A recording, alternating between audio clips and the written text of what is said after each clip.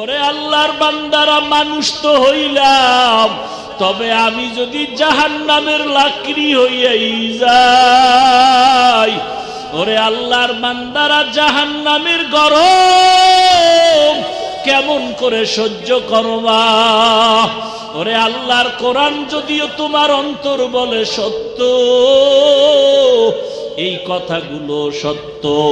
আল কারিআতু মাল কারিআ ওয়া মা আদরাকা মাল কারিআ ইয়াউমা ইয়াকুনুন নাসু কাল ফারাশিল মাবসুস ওয়া তাকুনুল জিবালু কাল ইহনিল মানফুস। ওই জাহান্নামের আয়াতগুলো বাংলা কোরআন খুইলা মাঝে মাঝে তরজমা পড়িয়া দেখো,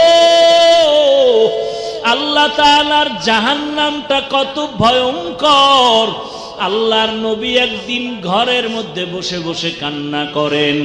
আম্মা জান নবীর স্ত্রী আয়েশা রাদিয়াল্লাহু আনহা নবীকে বললেন, ও নবী, আমার কোনো বেয়াদবি হইল নাকি, আপনি কাঁদেন কেন?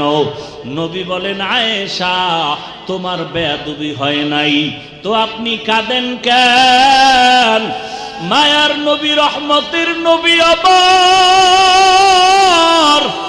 যেই নবীর চেহারা মুবারকের দিকে একবার নজর দিলে পেটের ক্ষুধা নিবারণ হয়ে যায়। কেমন মায়ার নবী আমার, যেই নবী রাস্তা দিয়ে হাঁটলে মেঘের খণ্ড ছায়া দেয়, সূর্যের গরম যেন নবীরে কষ্ট দিতে না পারে। আমার নবী রাস্তা দিয়া হাঁটেন, দুপার্শ্বের গাছ নত হইয়া নবীরে সালাম জানায়।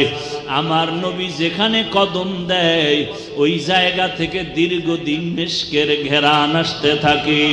কেমন নবীর উম্মত হইলি রে মুমিন, ওই নবীকে চিনতে পারলা না রে বাবা।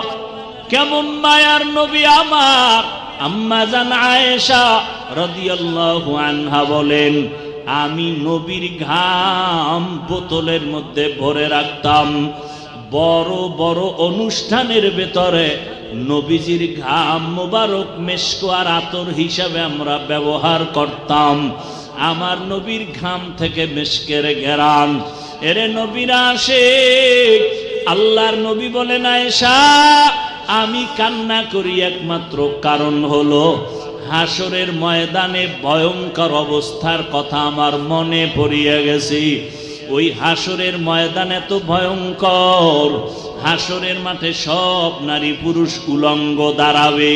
ও আল্লাহর বান্দারা, তোমার অন্তর যদি সাক্ষী দেয় আল্লাহ সত্য, কোরআন সত্য, তাহলে এই বয়ানগুলো সত্য মনে করিও। কারণ এমন নবীর জবানের বয়ান, যেই নবী 63 বছর হায়াতে একটা মিথ্যা কথা বলেন নাই।